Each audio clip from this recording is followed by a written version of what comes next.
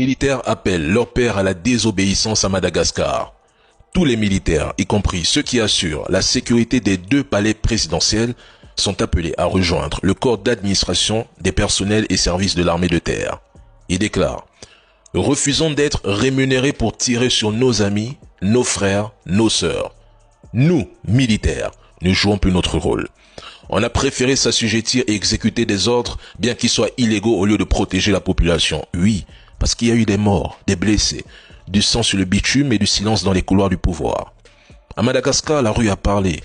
Plus de compromis, plus de débats, c'est terminé. Le peuple ne veut plus négocier, il veut tourner la page. Le président, lui, promet encore des miracles à un pays qui n'y croit plus. La génération Z est sortie revendiquer ses droits sans attendre un leader, ni parti politique.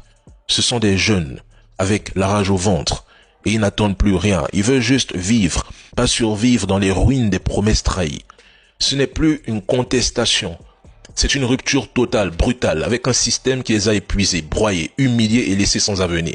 Au début, le pouvoir a osé minimiser ces manifestations, les qualifiant de simples agitations ou même de tentatives de coup d'État.